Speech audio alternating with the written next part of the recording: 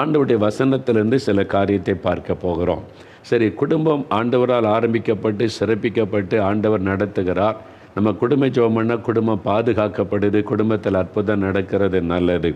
இப்போ குடும்ப சமாதானமாக இருக்கணும். நீங்கள் அடிக்கடி சொல்கிறீங்க குடும்பம் குட்டி மோட்சமாக இருக்கணும், ஒரு சந்தோஷம் மன மகிழ்ச்சி இருக்கணுமானா ஒரு குடும்பத்தில் ஒவ்வொருத்தரும் எப்படி இருக்கணும், இதுதான் இனிமேல் நம்ம தியானிக்க போகிறோம்.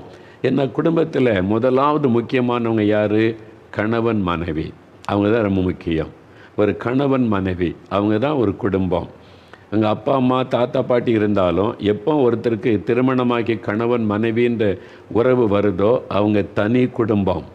நீங்கள் பெற்றோரும் புரிந்து கொள்ளணும், தாத்தா பாட்டியும் புரிந்து கொள்ளணும், எல்லாருமே புரிந்து கொள்ளணும். எப்போ அவனுக்கு திருமணமாகி கணவன் மனைவின்ற ஒரு உறவு வருதோ அவங்க இண்டிவிஜுவல் ஃபேமிலி, தனி குடும்பம்.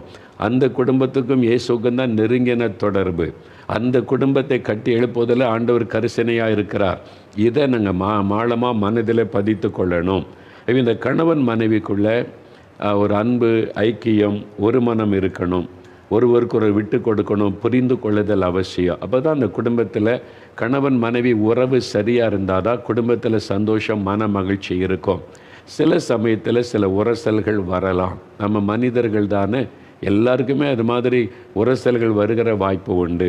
ஆனால் அது சண்டையாக மாறி, பிரிவினையாக மாறி, வீட்டை விட்டு வெளியே போய் டைவர்ஸ் பண்ணுறது, அதெல்லாம் இடம் கொடுக்கக்கூடாது.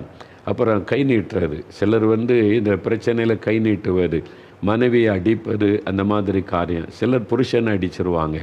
இதெல்லாம் ஆண்டவர் அருவருக்கிற காரியம், விரும்பாத காரியம். அதற்கெல்லாம் இடம் கொடுத்து விடக்கூடாது.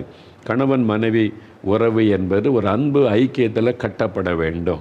ஒருவருக்கு ஒரு புரிந்து கொள்ளுதல், விட்டு கொடுத்தல் குடும்பங்கள் கட்டப்பட வேண்டும். இதை ஆண்டவர் விரும்புகிறார்.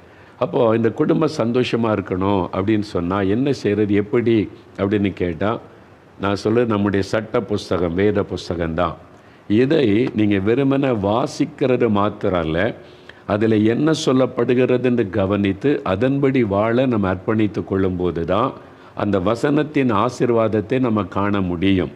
நிறைய பேருக்கு மைண்டில் என்ன இருக்குது, டெய்லி காலைல பைபிள் வாசிக்கணும், ஜெபிக்கணும், பைபிள் வாசிக்கணும், ஜெபிக்கணும். அதனால் தினம் ஒரு அதிகாரம் வாசிப்போம், ஜெபம் பண்ணுவோம், அப்படின்னு ஆசீர்வாதம் வந்துடும்னு நினைக்கிறாங்க. இல்லை, வசனத்தை வாசித்து அதன்படி செய்கிறவர்கள் அவங்க தான் தேவனுக்கு பிரியம், அவங்க தான் ஆசீர்வதிக்கப்படுவாங்க. சும்மா வசனத்தை வாசித்து ஜெபிச்சுட்டா போதாது. எதுக்கு ஆண்டவர் இதை எழுதி கொடுத்தார்? இதை வாசித்து அறிந்து அதன்படி வாழ நம்ம அர்ப்பணித்து கொள்ளணும்.